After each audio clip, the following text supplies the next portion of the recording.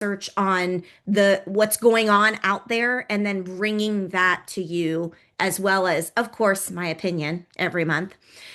So that is a big purpose, just to be able to gather, network, collaborate, be with like-minded people. And so here we are right here. Feel free to use the chat to talk to each other, um, which is really one of the benefits of being here today. You can, in a moment, we'll see where people are from and what grade levels you teach. But the other main purpose of Saturday Math, and this has always been the case in the 8 years that we've done Saturday Math, is the bottom line. If students have number sense, we can take off with whatever initiative and resources are thrown at us. So the overall goal that has always been on Saturday Math is improving number sense. That is our foundation. So I'm going to put number sense here. There's a secondary goal, and over the last couple of months, we've launched an initiative called Math Testing Secrets that we have an entire course for now that we're very, very proud of. But in that testing secrets, we say that there are two barriers to increasing test scores. And the barriers are students having a lack of number sense, but also a lack of notation. And there are some of my favorite notations that have scaled student achievement that we use that are not explicitly stated in the standards, but are very much related to the standards.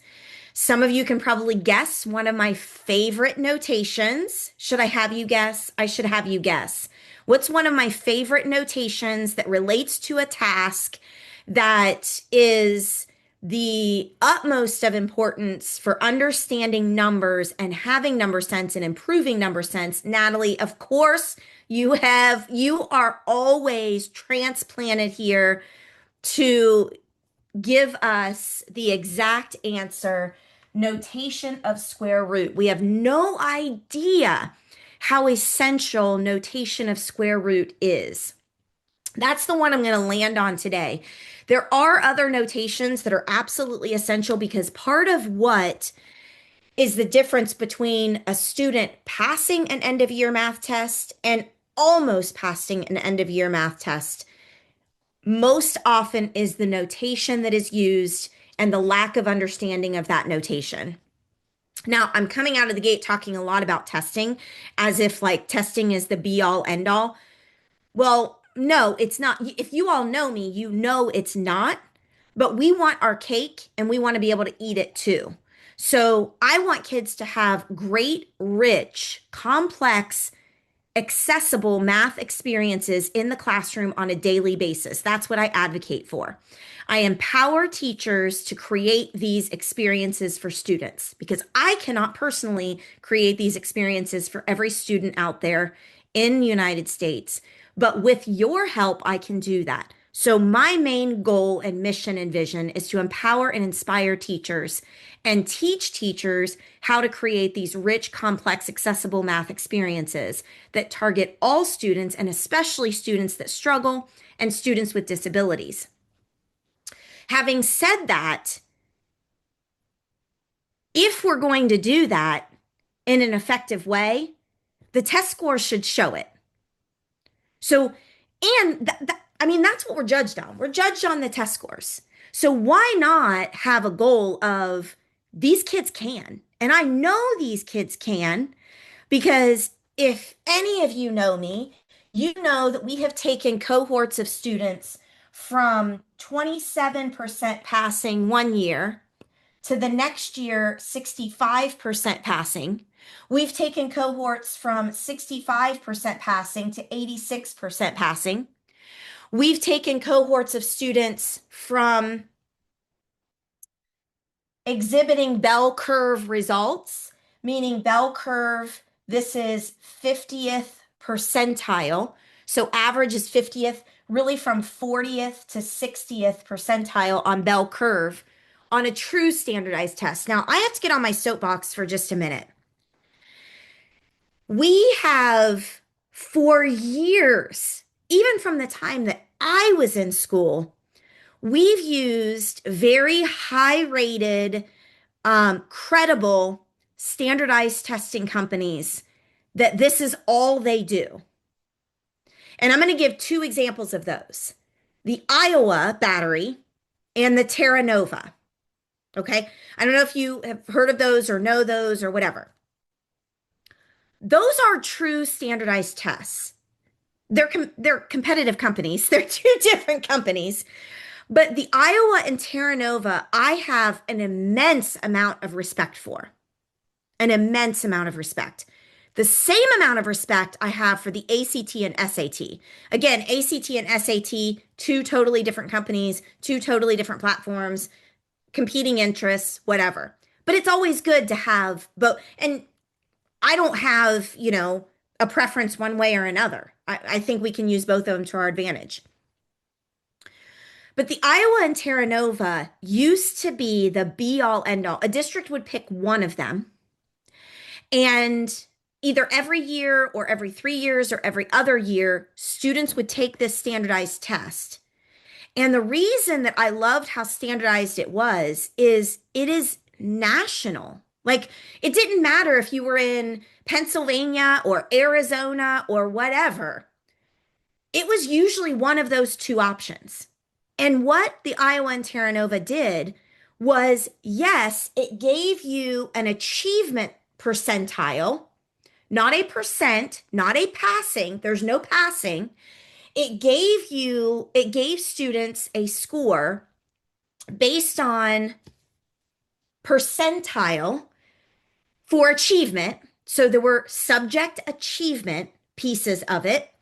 And if students scored anywhere between the 40th and 60th percentile, spot on average, spot on average.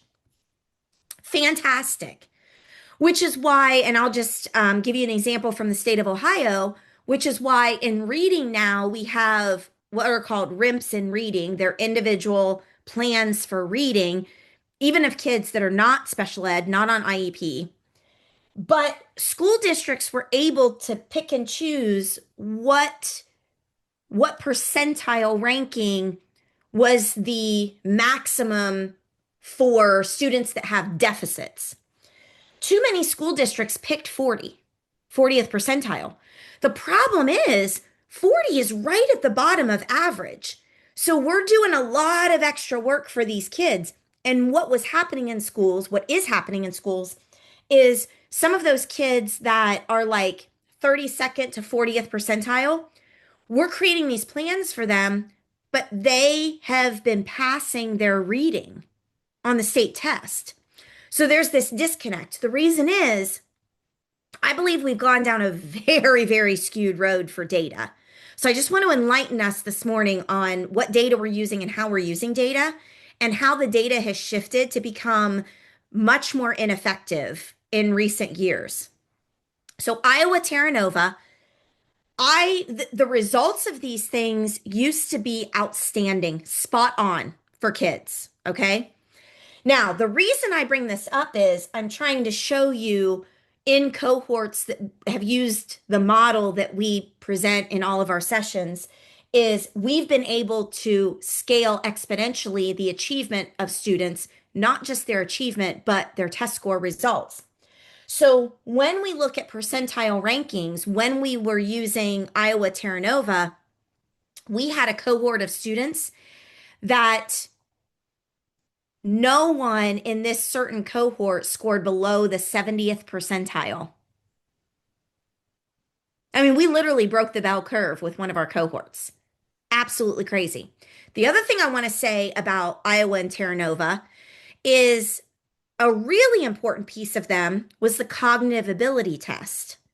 So you would get a cognitive ability, students would get a cognitive ability score, which was like IQ score, okay? And on that cognitive ability score, 100 spot on average, but really average went from 90 to 110.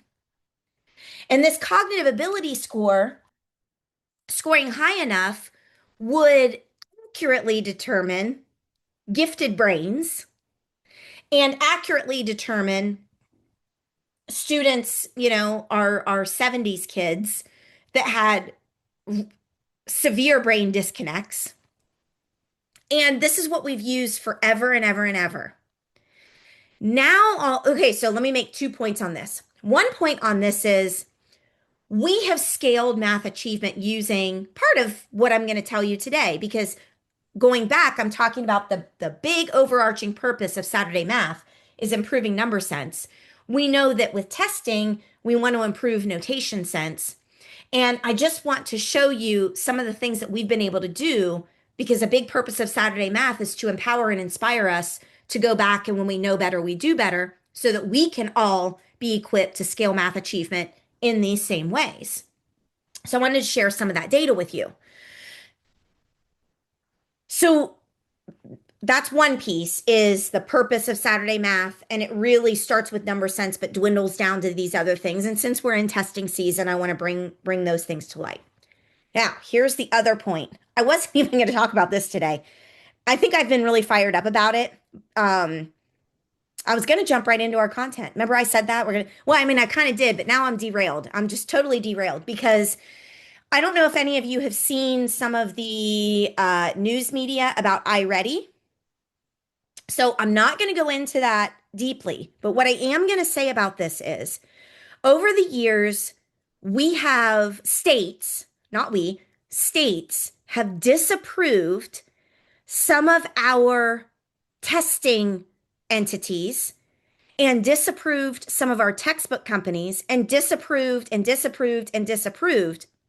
And for some of us, things that were working very well for us, and then reapproved, created a reapproval list of some things that I think are just pure trash. Now, I say that and you're like, okay, where's your data? Let me go back to sort of, this is not necessarily Saturday math, but one of the biggest overarching leads for scaling math achievement. And that is shifting. And we started to make this shift in about I'm going to say 2015, 2016, 2017. Then I think we were moving in the right direction. COVID came, and then everything went out the window. I don't even know what happened with decision makers. Like, I don't know if they're desperate, or if I don't even know. But what we have been moving toward ever since Minds on Math started this mission in 2011, what we have been moving toward is shifting math instruction to exactly how the brain learns. And decision makers and states are saying they're doing this through the science of reading, which there's a lot of merit to the science of reading. I'm not a literacy expert. I'm not an expert there. But here's where our downfall is going to happen. And this is my prediction, and this is what's going to happen. And this is why I want you all to be educated on this before it comes in and takes over and swoops in. The science of math learning is not parallel to the science of reading learning. Reading is a skill that must be explicitly taught. It is not innate, intuitive, inborn. But number sense is the exact opposite of that. We are born with a certain level of understanding of number. Number sense is intuitive, ingrained, inborn. It is a natural sense of the magnitude of numbers. Magnitude meaning how large and small numbers are. And so number sense cannot be explicitly taught. But number sense can be dramatically improved through experiences. So I want to catch us and educate us before some of these shifts come into place so we as educators can be knowledgeable enough to ask the right questions based on the correct current research of how the brain learns and how the brain learns certain things. So notation, notation must be explicitly taught. Kids aren't just going to discover what a square root is. So their notation is explicit, very much parallel to science of reading. Number sense is not. So when I share with you on Saturday sessions how to improve number sense, this all falls into a bigger picture of how the brain actually learns mathematics. And there are two different types of instruction and learning outcomes. One we call conceptual, which is the number sense piece, which students must experience and figure out on their own, but we must have powerful instructional delivery methods to be able to make that happen. That's what we focus on Saturday Math. And then there are procedural, algorithmic, math ability, notation, instructional delivery methods that are very traditional. Okay, so we need both. But these are competing interests because the more procedure and algorithm based we are in our classrooms, the less this conceptual can improve. But the more and more and more we work to improve the conceptual, the notation declines. So, what we do in all of our programs is find that right teeter-totter balance of being able to improve both because they are competing interests and they do require a different instructional delivery. Wasn't going to go into all that today, but I'm glad that I did because now we have it all pieced in one section here. My purpose of saying all that, though, was to talk about the purpose of Saturday Math, and it's always been to improve number sense. And that's exactly what we're going to be doing today as well. All right. Before I move on, though, that was a lot. Whoo! That was a lot. Okay. Unmute if you have other thoughts, questions, comments, etc.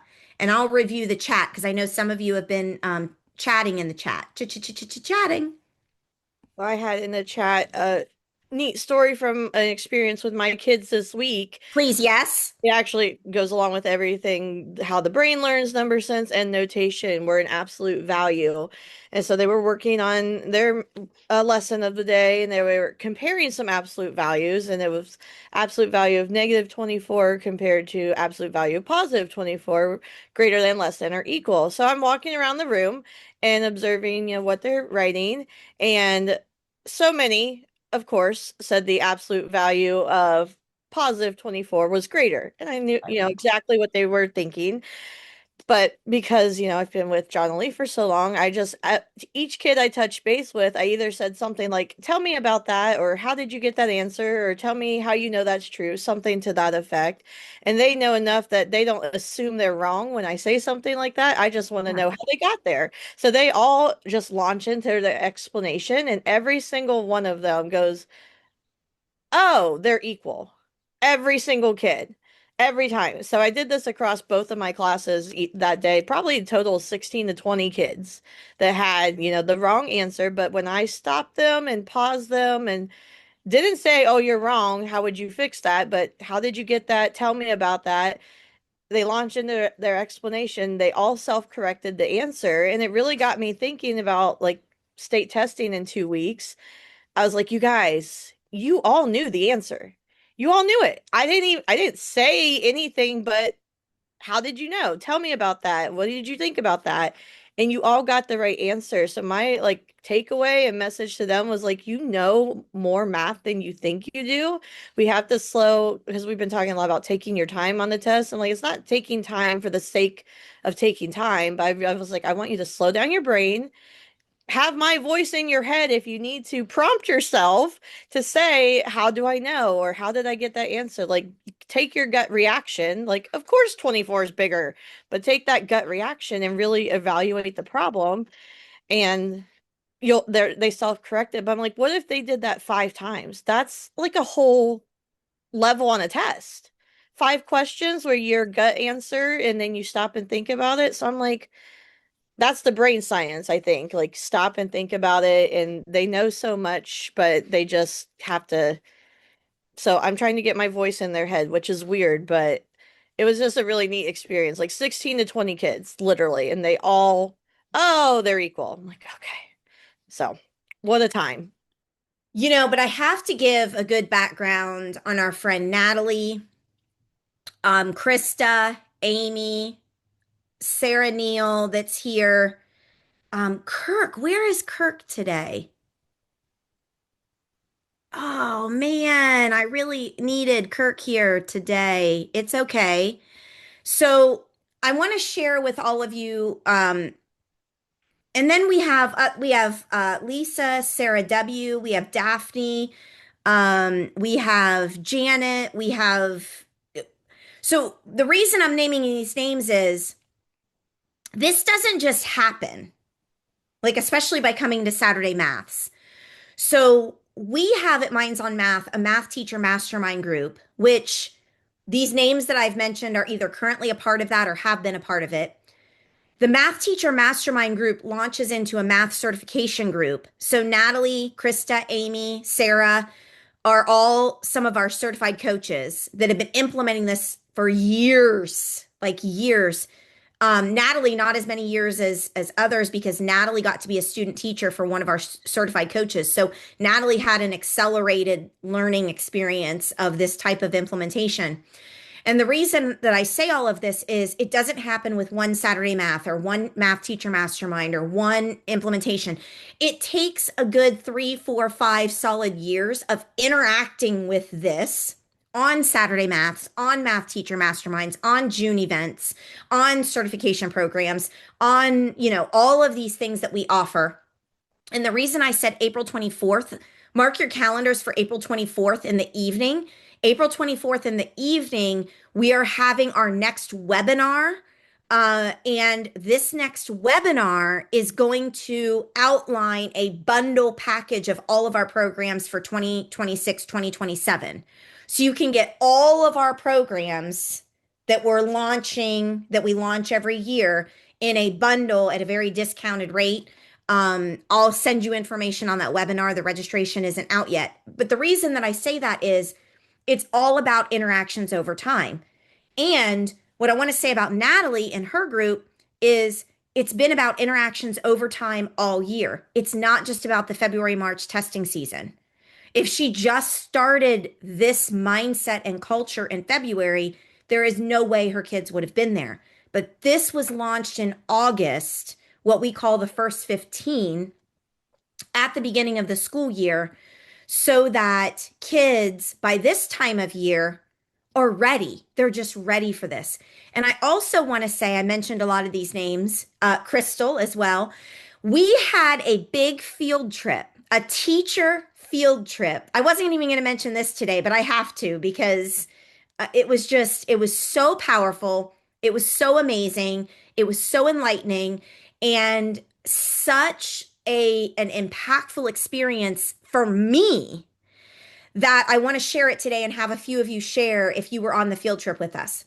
So, last month in March, we had a teacher field trip. There were 9 teachers that traveled to Central Ohio to my school district on one day and got to see my Algebra 2 and Algebra 1 classes, got to watch me teach. Then I arranged me teaching a class in fourth grade and second grade at our elementary school. So all 9 people shadowed me all day, watched me teach the same exact task to every class that day. And so the people that were there that day, and I don't want to forget anybody, Natalie West, Krista Ewing, Amy Garrison, Christy Flynn, Crystal Davis, Kirk was there that day. We had two other people that were there that day from another school. They're not here this morning. We had another Natalie and Jessica. I know I'm going to forget somebody. I don't mean to forget anybody, but let me know if I'm forgetting anybody. Anyway, all of us observed in the morning at the high school and then the afternoon at the elementary. I taught all of the classes, and then we had some reflection time and thought time, and it was in March. So I have worked with a lot of these kids and have trained a lot of these kids. So what you were seeing in a lot of these kids are kids that have had this model all year but came in with some severe deficits. All of the classes I teach are inclusion classes. So there's IEP students in every class that I teach. I don't have any advanced classes. I don't have any advanced. So when you look at these types of scores, it's just bad. But what we saw on field trip day is you wouldn't be able to tell that by March. And it's really spectacular to see. Well, then the next day, Kirk and I got to go to Natalie West's school and watch Miss Natalie. And then we got to go to Krista Ewing's school and watch Miss Krista. And I'm telling you, people, right now on record that Natalie and Krista teach the model better than I do. You guys, mind blowing. So I want to give you some background, especially maybe if you're here today for the first time, you don't know any of us, you don't know any of this. I want to give you some of those pieces. But would anyone like to share your takeaways from the field trip experience with us now? And I'm going to go back and look at comments. So unmute and let us know what your takeaways were from that experience. Mine was, can you hear me? Yes, Okay. Crystal! Crystal! Okay, so my takeaway was, and I shared this with you or with the group, was that no matter what grade a student is in, they can use their brains to think past just solving a problem.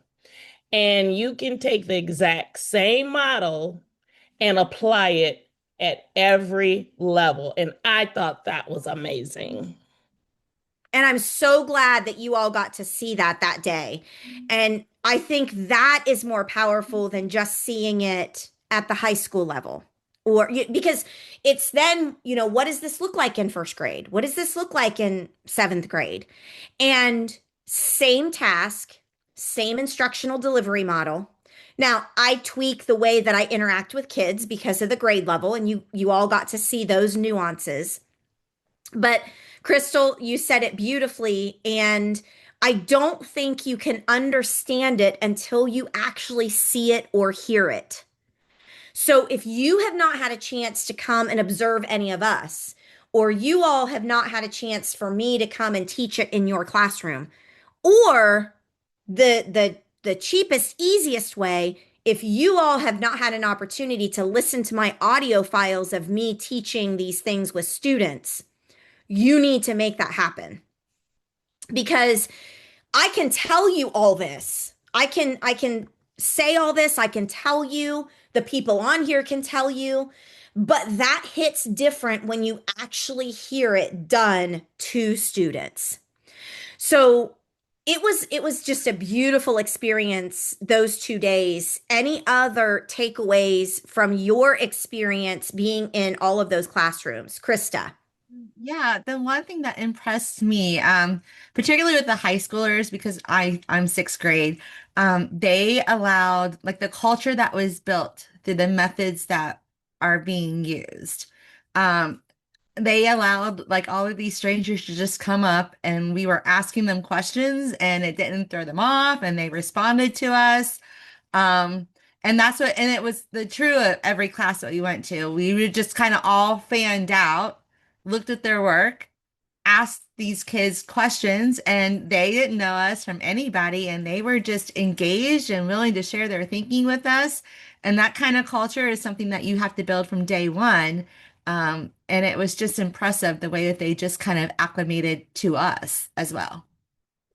And that is really unique. And I wasn't sure that they were going to be able to perform that way. These are kids that struggle. They have high anxiety for math. They've come with a lot of baggage from, and I'm not trying to blame, but from some ineffective instructional practices. They've been jaded, and I don't blame them. And I want to go back to what Crystal said. It's about going past the solving, because as I've said in our testing secrets launch this year, let me take a picture of this so I can erase it. But going back to solving is not learning. Solving is not learning. And if my emphasis in my classroom was solving, Krista and everybody would not have been able to experience the matheneering that was happening. So, what is the opposite of solving? It is thinking, reasoning, and sense making. This is the climate and culture that is going to scale math achievement. It's going to decrease anxiety, it's going to increase confidence, and it's going to improve test scores. A focus on thinking, reasoning, and sense making will always lead to solving, but we don't have to push solving. It will happen organically and naturally. And that's what Krista's talking about that she observed. And I wasn't sure. Like, I see it in my students every day. I didn't in August, September, October. It was like pulling wisdom teeth in these classes. Awful. I'm like, there is no way I'm going to be able to create this culture with high school students that, I mean, look at how many years they have not had these type of experiences. How am I going to do this? By October, November, they started to thrive and really come out of their shell. So for even me to see my students very vulnerable and taking risks in front of 9 adults, matheneering with them, heck yeah. Heck yeah. Um, and I keep saying matheneering. If you don't have the Making Matheneers book, go to Amazon, get it today. Making Matheneers. This is for teachers and students, improving the conceptual understanding of mathematics for the teacher and the student.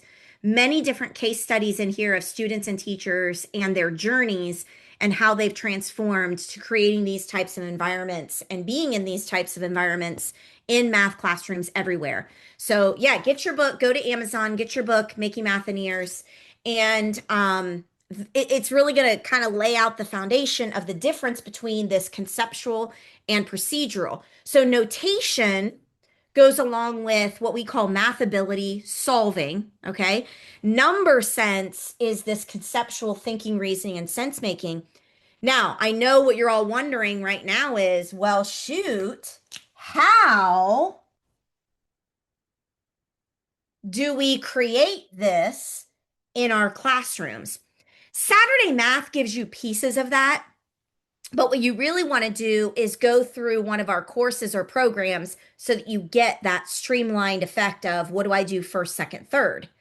But I'm not saying don't come to Saturday Math because you're going to get bits and pieces of everything. Saturday Math is much more non-linear, and very interactive, moving around. This is the big question that we have been trying to move in this mission. Before we talk about the how, though, and this is part of the content I wanted to teach today, before we talk about the how, we really have to talk about the when. And this goes back to textbook companies, some of these new approved, not improved, but these new approved textbook companies, the when and the structure of the year and how the content is delivered and when the content is delivered is the complete opposite of how the brain learns mathematics. So, what are some of our common instructional fails? Some of our common instructional fails are teaching one thing at a time, like a textbook is set up. Focusing on solving, that's another fail. Treating all standards equal, that's another fail. Finishing everything. We haven't talked about that yet today. Finishing everything. So answering every question, solving every problem, that is a fail. We've got to let things linger. One of the biggest ways that we can improve math achievement is to let things linger. Ask questions and give problems that we don't finalize. Because what happens in the brain is the subconscious continues to think about that. There's this cognitive dissonance that we've never really tied the bow on.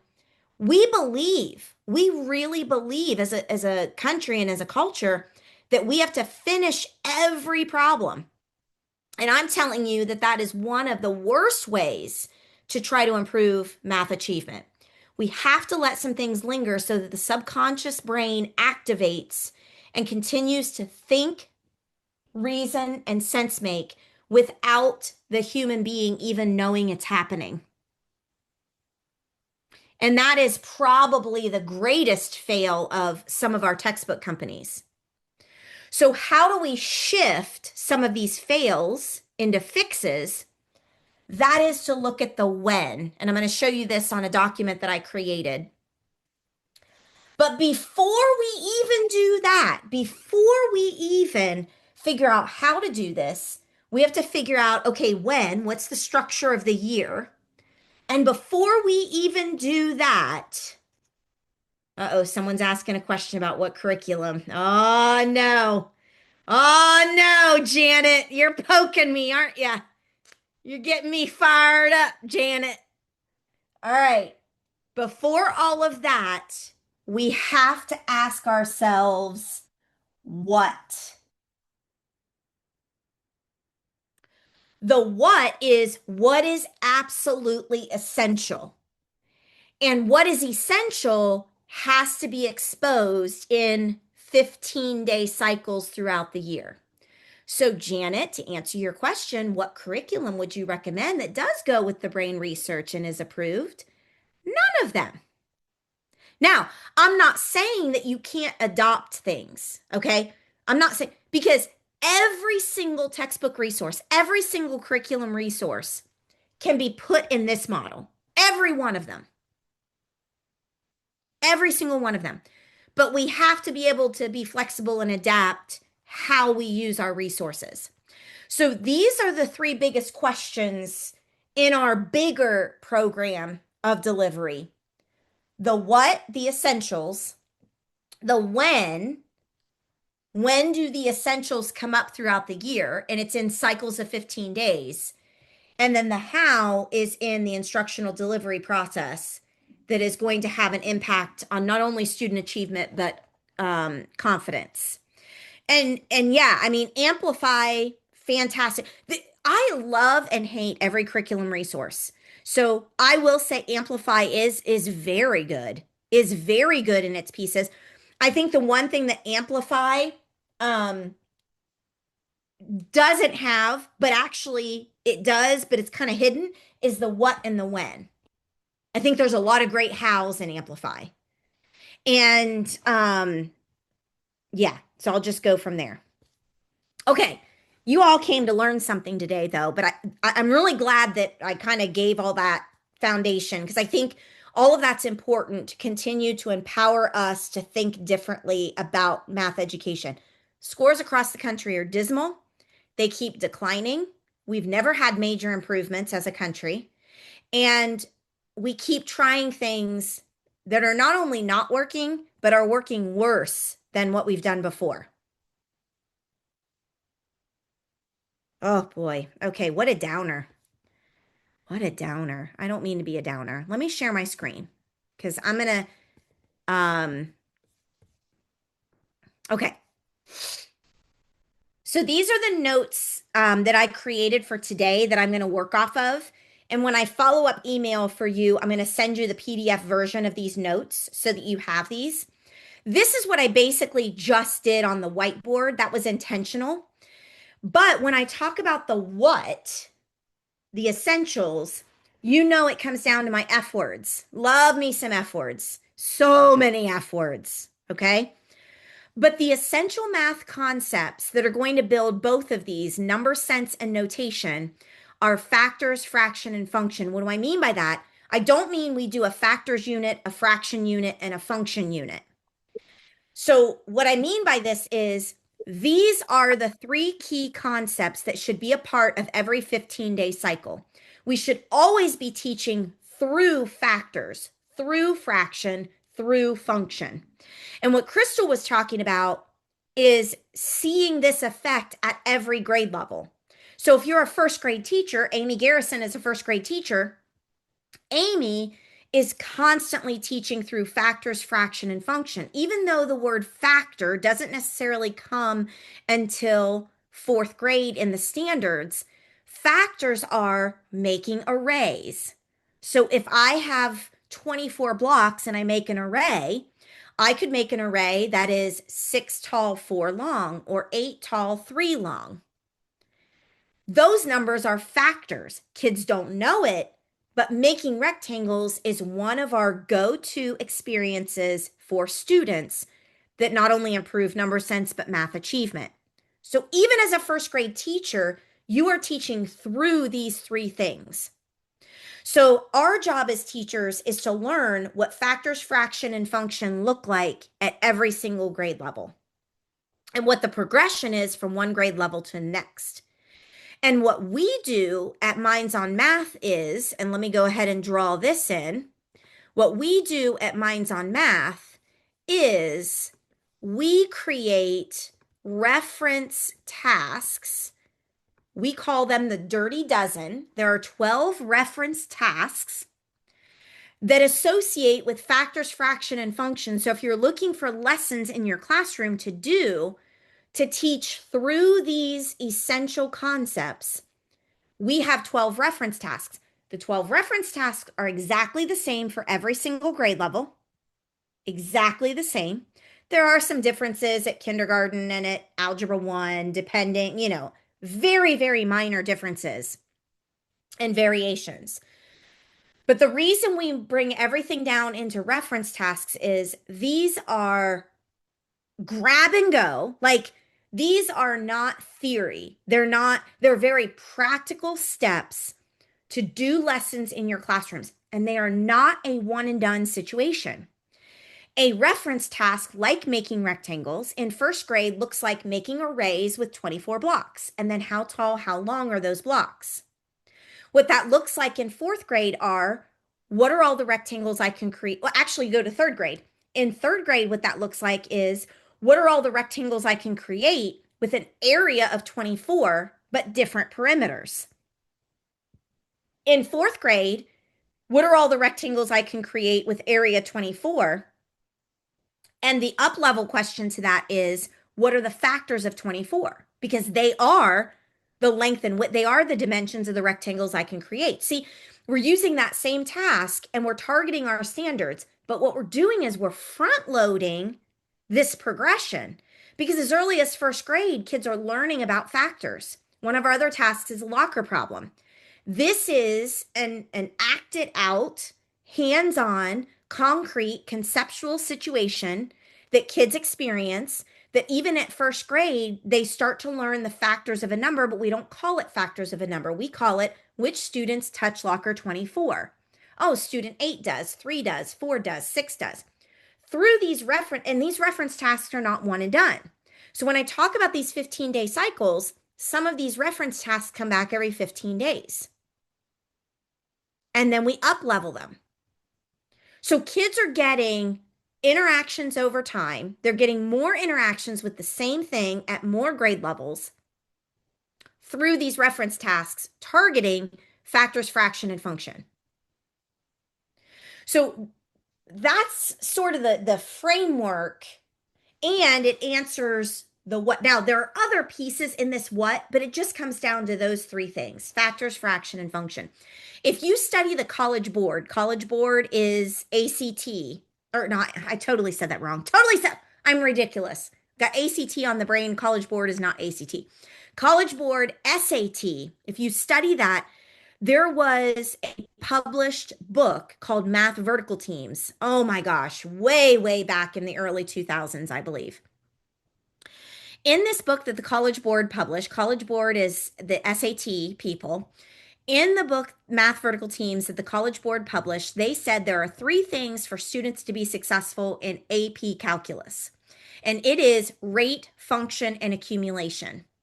That very much relates to factors, fraction, and function. If you study what Algebra 2 teachers say that students need to be successful, they say radicals, that's factors. They say equations, that's function, or systems of equations, that's function. They say graphing, which is number line, factors and fraction. So everything that we are reading or studying or hearing about high school to higher ed comes down to these same things.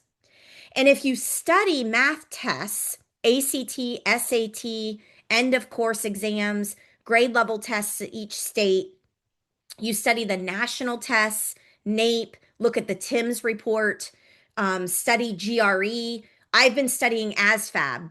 So the tests that kids have to take going into the Army, going into the service. So I've learned more about ASFAB this year because I teach high school students, and I have some students that need to pass the math. And so I've been creating these. It's all the same. It's all the same themes. It all comes down to the same things. So no matter what textbook you adopt, no matter how the curriculum changes, no matter how the standards change, there are certain mathematics that are ingrained in the foundation that are priceless and timeless. They're never going to change. And that's what we base all of our programs off of. So no matter what comes and goes, no matter what's approved or disapproved, these certain essentials are always going to be there no matter what. If everything's important, nothing's important. And we have defined what is absolutely important. Now, I'm not today going to talk about the when. I set it up to talk about this today, which is how do we structure our school year? How do we separate it? And how do these 15-day cycles occur? I'm not going to teach on that today unless we have some time at the end, because here's what I want to teach on today. I want to teach on a practical example of everything that I've just talked about. And that is this equation. This equation, I pulled it right off of our state test for Algebra 1. Pulled it right off of our state test for Algebra 1. None of my students last week, when I gave this on a practice test, none of my students got the correct answer. And these are my students that have been ingrained in this model all year. So this is concerning. So what do we do about it? That's what I want to answer right now. What do we do about it? Well, I didn't start these equations early enough this year. We have another task called Jesse and Kay. I started Jesse and Kay much earlier in the year. I did not do enough fractional pieces for Jesse and Kay. Now, if you guys don't know what I'm talking about for Jesse and Kay, don't worry about that. Just ignore what I just said. If you know Jesse and Kay, just know that I made the mistake. I did not do enough fractional examples or variations of Jesse and Kay. And I'm seeing that now. So live and learn. So I want us to look at this equation. Whether you know Jesse and Kay or not, whether you know quick dots or not, whether you know that counting is essential or not, it doesn't matter what you know or don't know about this equation. I want you in the chat right now to do two things. I want you to type in what grade levels you connect with, what grade levels you connect with, and what you see and notice about this equation. So you're going to do two things right now. In the chat, I want you to type in what grade levels you connect with. So what grade levels you teach or coach or whatever. Or, if you're a principal or curriculum person, what grade levels you're in charge of. And what you see and notice about this equation.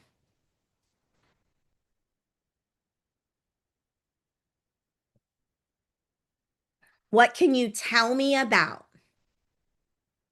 Tell me about this equation And what do you see and notice?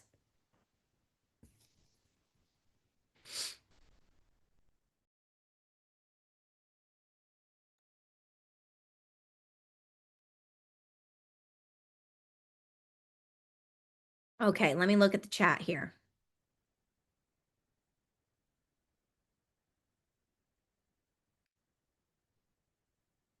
Oh, a lot of fifth grade teachers.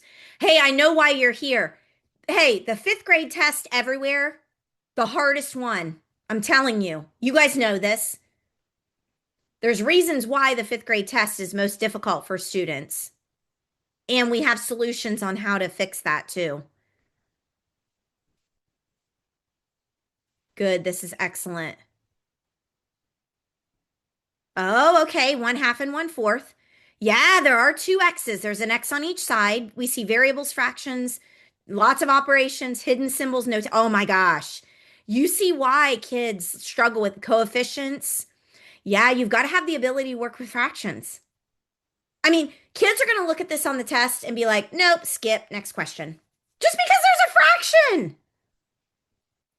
There are constants and variables, unlike denominators.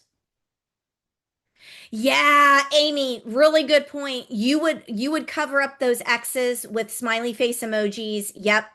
And just say these are the numbers we got to try to figure out. Yep, perfect. Constants and coefficients. The mixed number.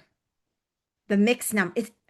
That was weird for me too. And then I went back to previous year's test release questions and I'm like, there's a few of these with the mixed number in it. There's a lot of these in fifth grade. A lot of these in fifth grade. Yeah, the X being a multiplication symbol and not having no concept that it's an unknown. Yep. Yep.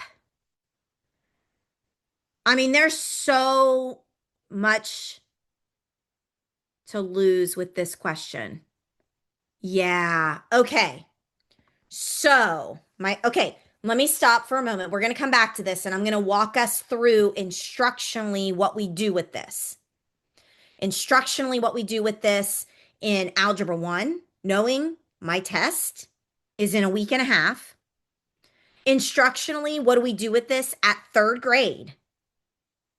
Because this is like perfect third grade, not equation solving, but like third grade content. And I'm going to show you that in a moment.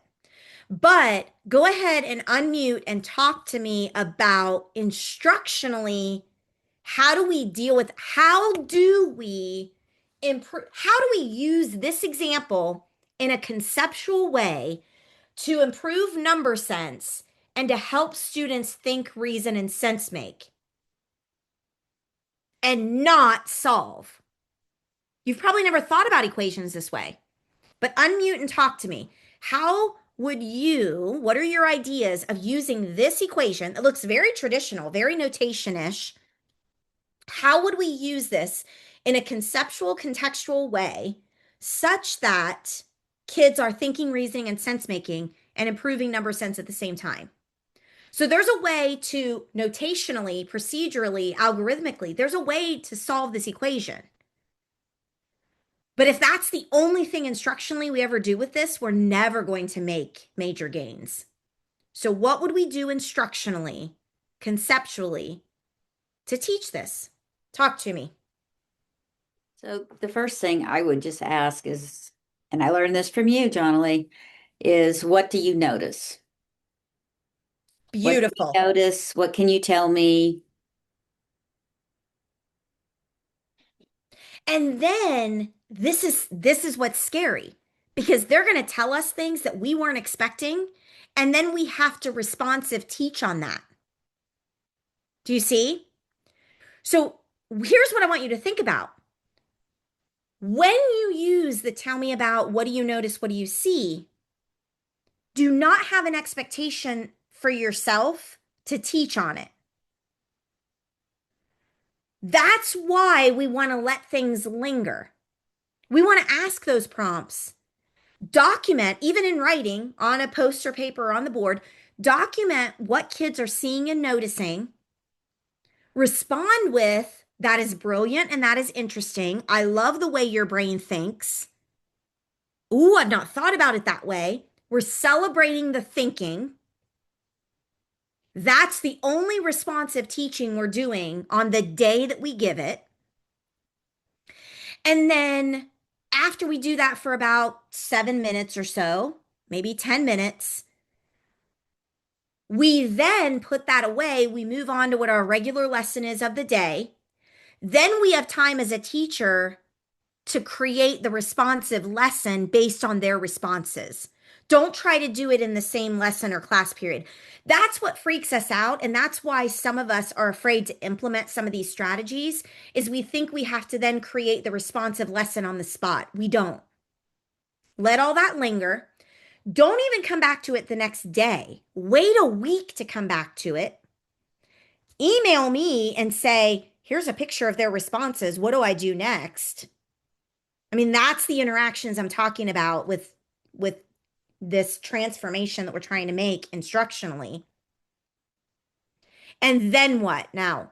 And then what? So what do we do then when we start to teach later?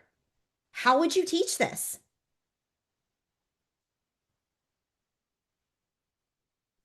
With my third graders, I would probably ask them, do you think it's going to be a whole number? Do you think it's going to be a fraction? I would, do you think it's greater than, less than, or equal to a certain number within the equation? Just to get their kind of general understanding of things. Yeah, that's really a different way to do estimation. That's a really great, powerful twist on estimation. Love it. What else would you do? Yeah, good. Krista even brings in a good sentence starter, question starter. How does the right side relate to the left side? Beautiful prompting. What else would you do?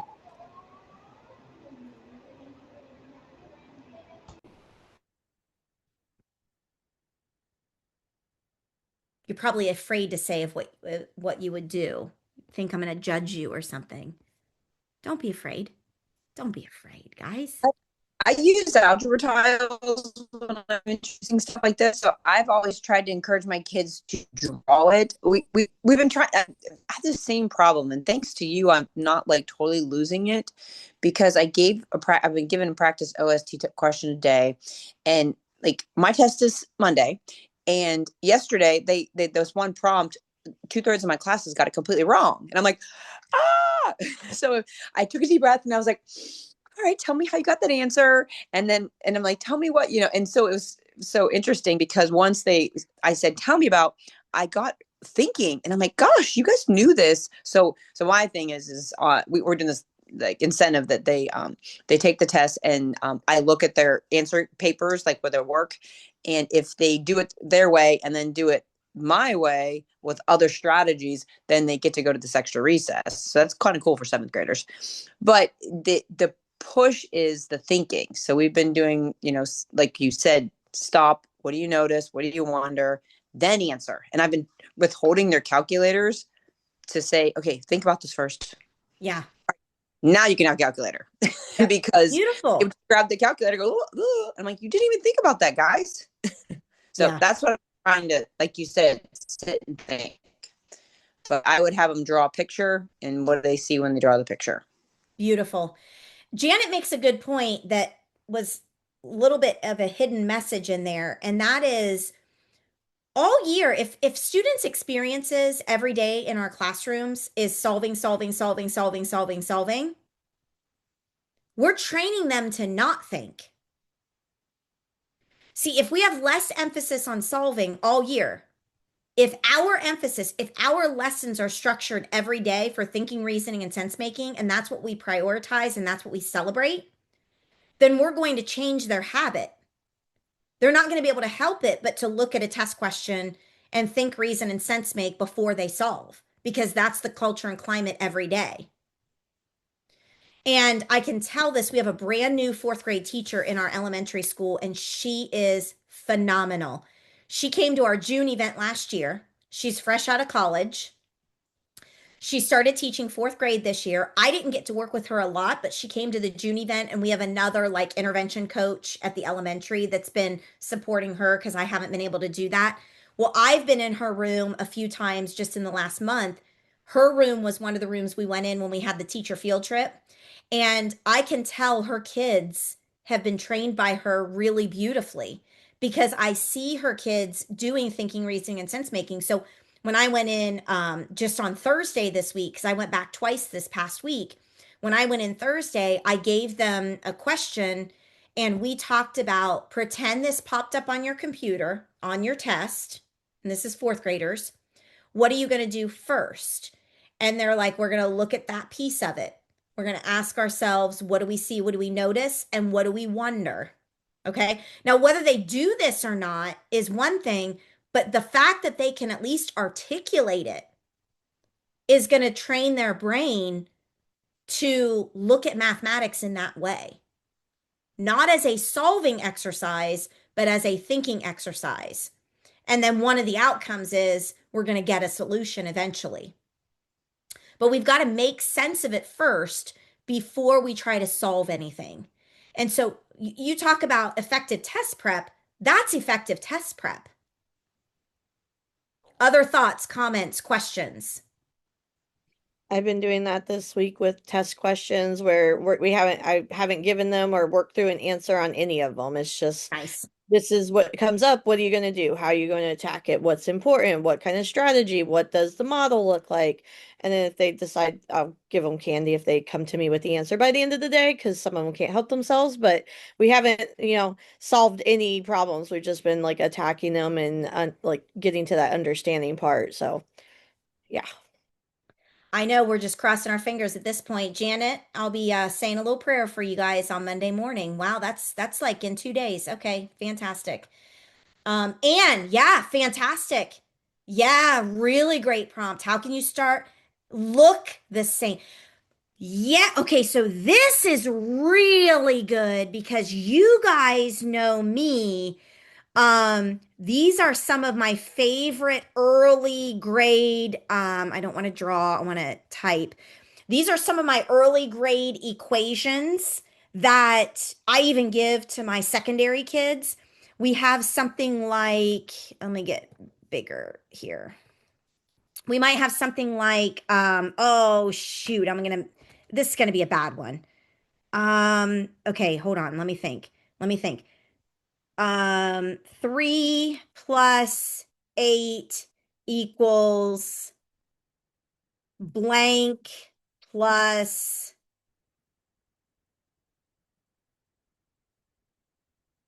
5. Okay. Okay. So this is something that I do specifically at the earlier grades to promote unknowns, equivalence. This is more of a thinking, reasoning, and sense making prompt than it is a solving prompt. I know if kids have been trained to solve or reason, and those are competing interests. I know if kids, like in a fourth grade classroom, have been trained to solve or to reason by giving this prompt. And if kids put, I'll draw now. If kids put, what is that? If kids put 11 here, I know that their instruction has been highly solving.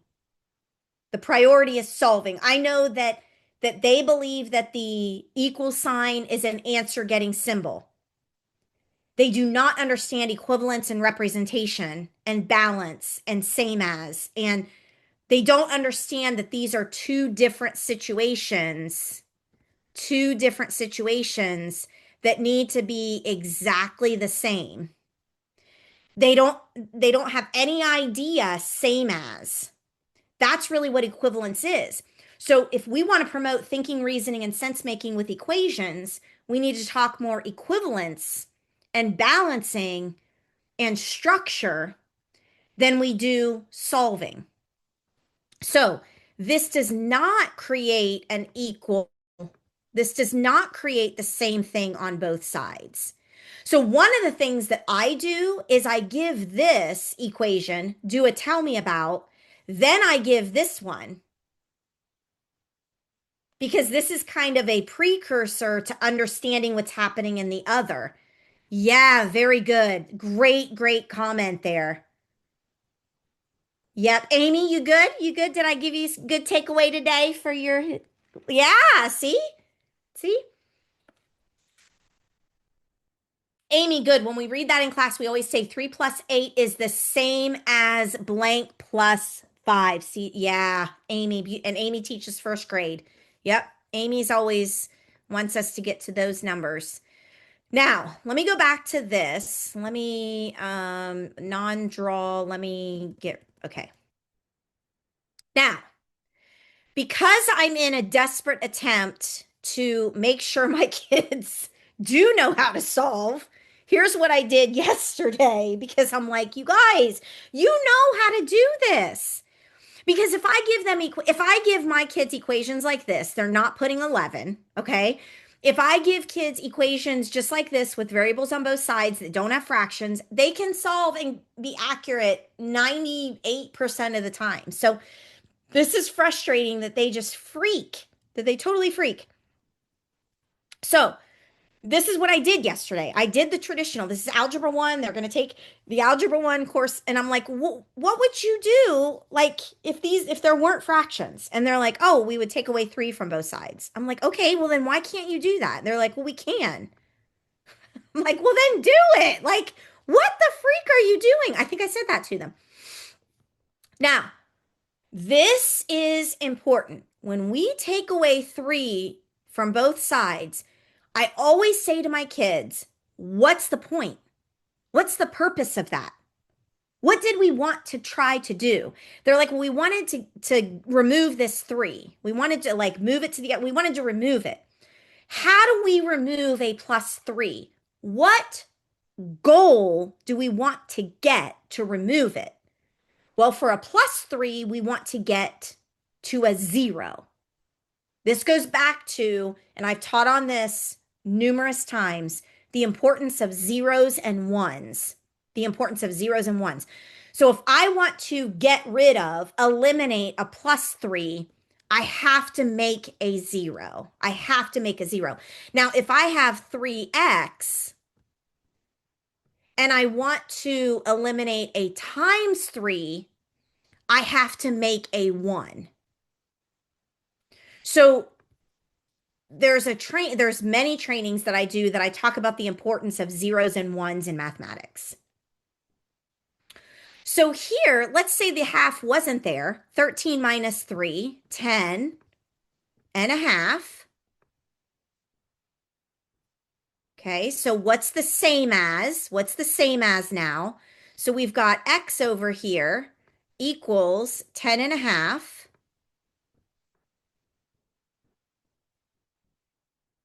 plus 1/4 x. Here was another problem I gave my kids last week. I said y equals x over 4 plus 7. Okay.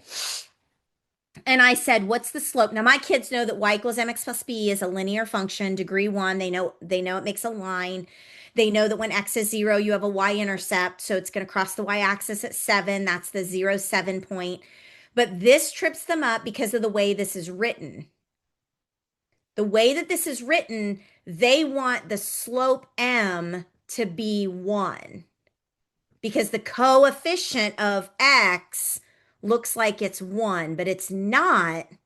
So you have to understand the different representations that this actually means this. So because I had done this problem earlier in the week, I brought this back and connected it to this. So the more connections we can make to other types of problems, the better associations they're going to make as well. So now we're boiled down to this, and then my kids are like, oh, well, we need to get the x's. Okay, now what they wanted to do here with the plus 1/4 x, they wanted to multiply by 4, which is great if I wanted to get a 1.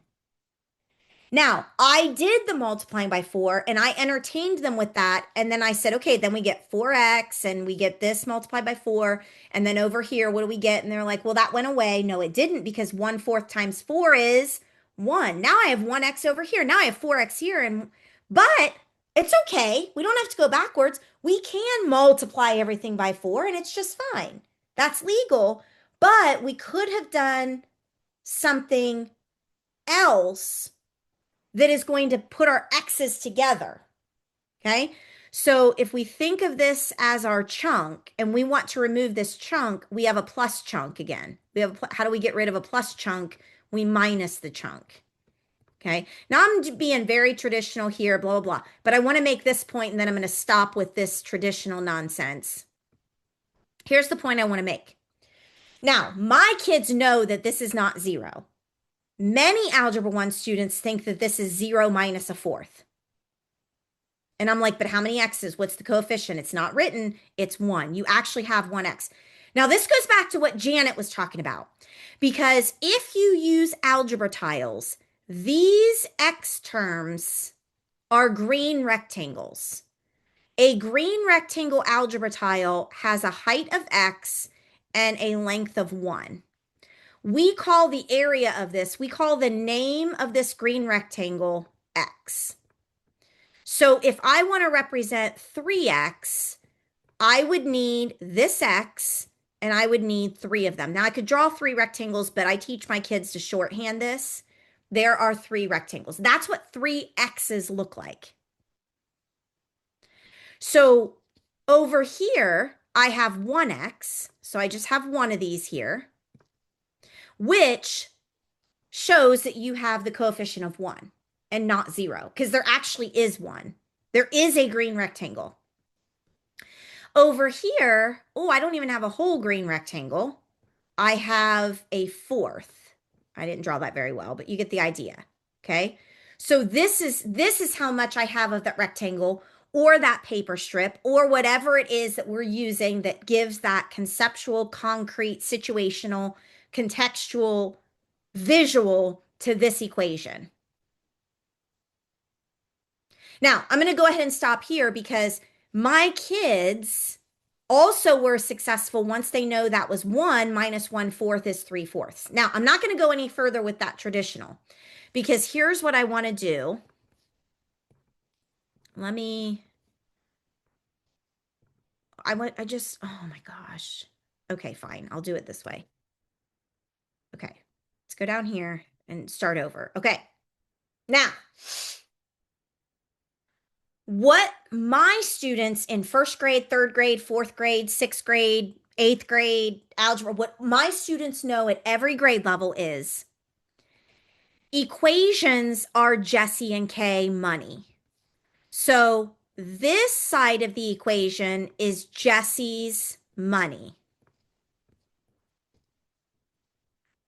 And so this side of the equation says that Jesse starts with $3. And I know that that's the starting number for Jesse because that's when X is 0. That's on day 0. When X is 0, Jesse has $3.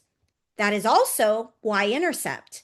The y-intercept of Jesse's linear function is 3 because a y-intercept happens when X is 0. Now, I'm not telling 3rd graders this, but I'm telling you this because you can use X as this is, and you can notate it however you want.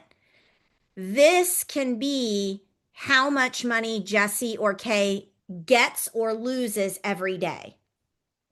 And that could just be your, emoji number, whatever you want to call it.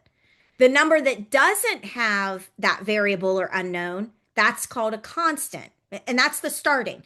It's +3. So Jesse starts with $3 a day. And then how many of these were there?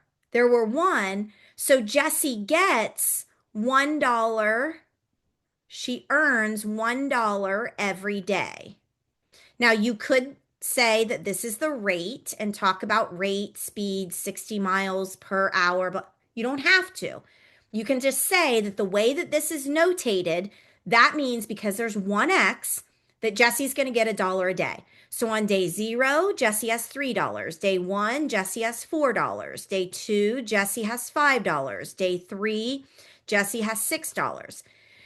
This is the model and mindset of instruction in Singapore.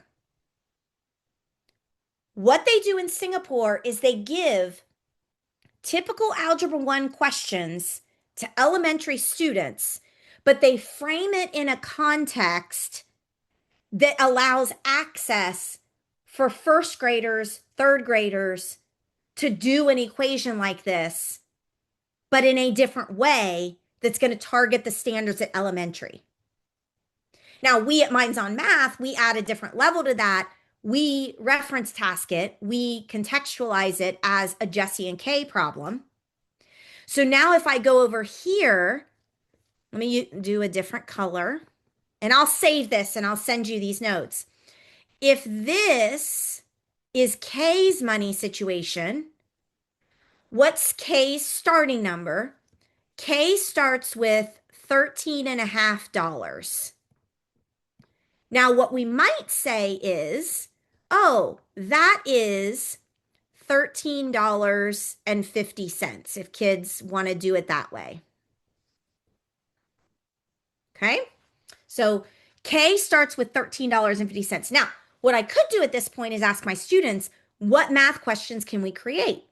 And so some of those might be, who starts with more money? Who gets more money? Who loses money? Who this, who that? Okay, how much money does Jesse have on day 100? How much money does Kay have on day 100?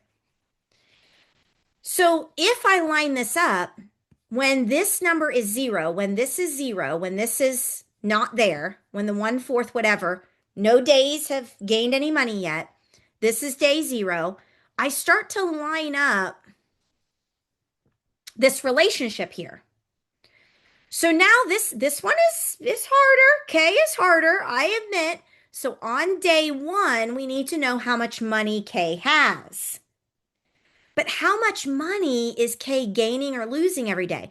Well, K is gaining money. So K is gaining money, 1/4 of a dollar every day. 1/4 of a dollar every day. Well, how much money is that every day? Okay, well, we can leave it in fraction, or we could say K is getting 25 cents. Come on, I'm trying to do this with my just mouse pad. Come on, Jay-Z, make a 2. Okay. Ha ha! Ha ha! Okay. So K is gaining 25 cents, 1/4 every day. Now, if you teach second graders, third graders, and you're trying to get them to understand money, what a better way to do money than to embed it in a situation that is very algebraic thinking, very skip counting-ish, very rate infused, that is grounded in unknowns and equivalents. Like, look at how many birds you're killing with one stone. Not that I advocate for killing birds, but I advocate for efficiency of instruction. I advocate for using one example, one situation to teach lots of different standards. And when Crystal said, I saw the impact of the same task, the same thing, no matter what it is, being done at every grade level and being effective and powerful, this is what Crystal is talking about. So on day 1, on day 0, if K had $13.50 and we get 25 cents more, then we have $13.75. And let me know if I make a mistake mathematically, because I do that a lot. On day 2, how much money does K have? Well, we add another 25 cents, $14. On day 3, how much money does K have? $14.25. Or I could write 14 and 1/4. I can go back and forth on variations of representation, doesn't matter. Okay. Now, after we're doing this together as a class, I'm going to then ask again, say my favorite words, tell me about what you see. What do you see? What do you notice?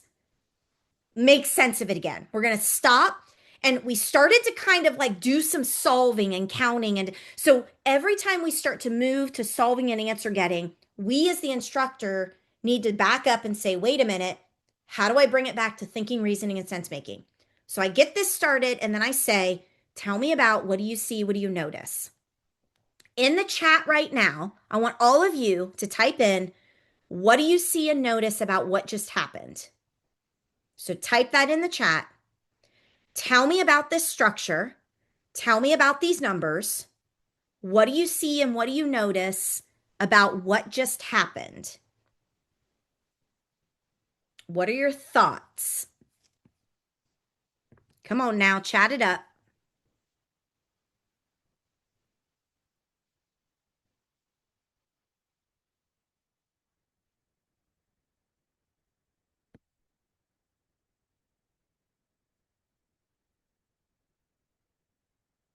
Oh, nice.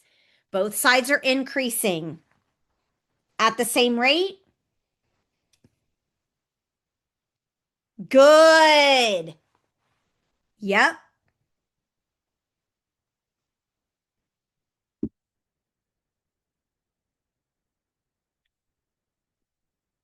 Another thing I ask my students as they're thinking, reasoning, and sense making is, what other math questions could we ask?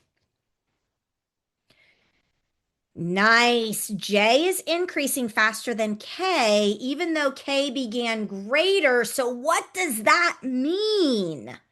What does it all mean, Basil?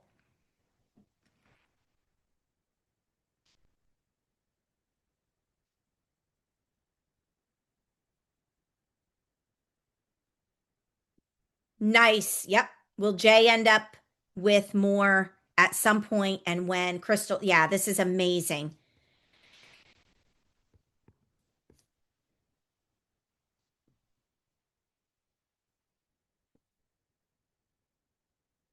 Oh, yeah. Okay. Okay. Now, here's where your default instruction is going to kick in.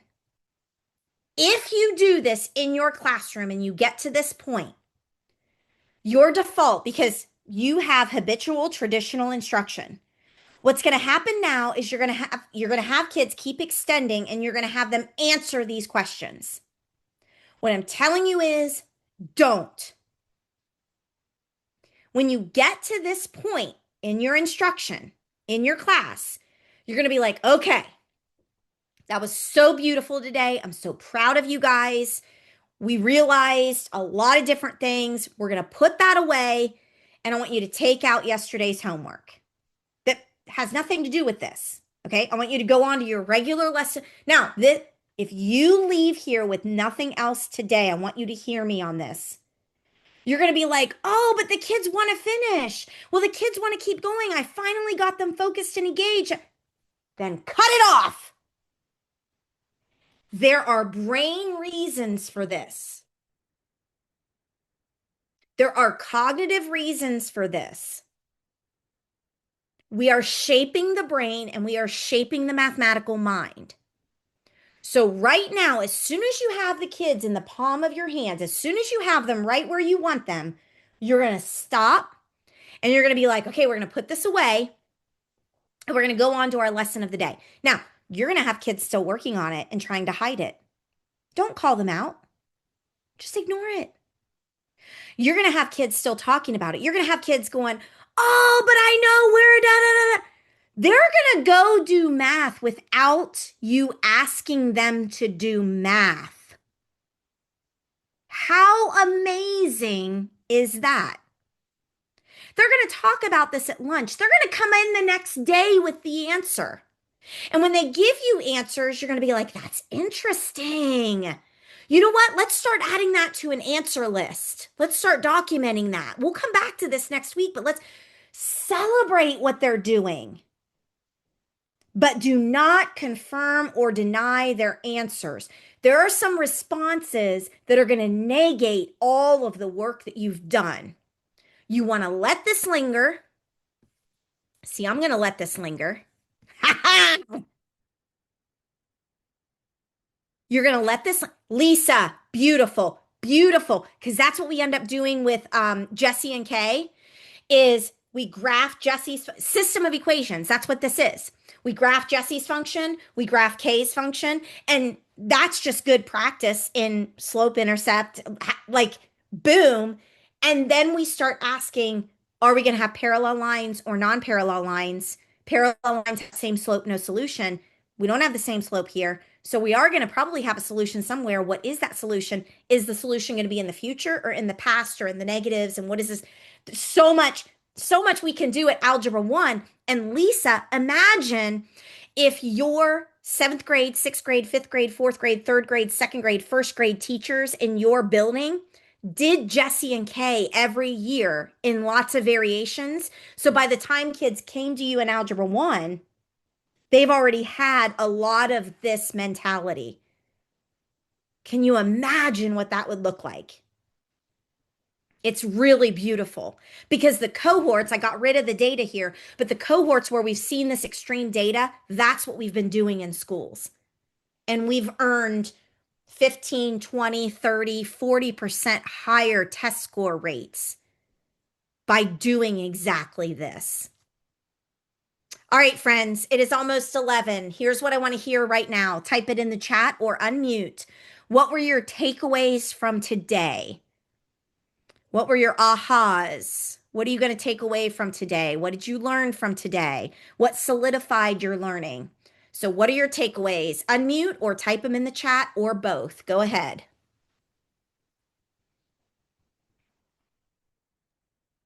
I just have something about the field trip.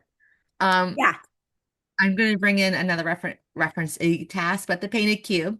So I had the block that you were in with came back on from spring break on Okay. day, and one of their first questions to me was, "Hey, are we ever going to do that cube problem again?" And not only that, but then my other block that they kind of intermingle with was like, "Hey, I heard that you did this cube problem. Like, are we ever going to have a chance to do that again?" So, they've been talking about it. It's just interesting. That's cool. That is cool. Lingering is so powerful. Let it linger. Other takeaways. Hannah says, teach based on thinking more than solve. Yeah, beautiful. Other takeaways.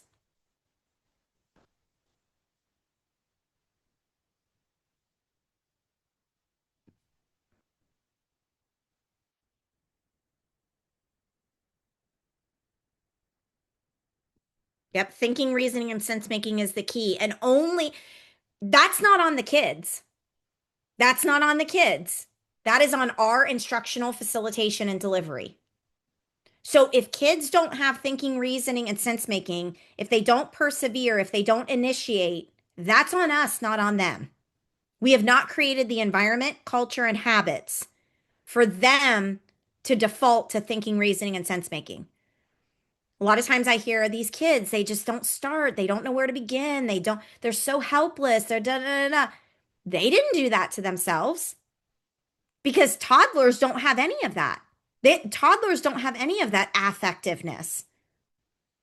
School has created that in our students. That's on us, guys.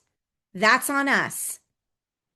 Get students' brains thinking, leave them hanging. Yeah, that's important. Focus on factors, fractions, function, and we have more explicit, streamlined approaches to being able to focus on those. Yep, very good takeaways. Balance between procedures.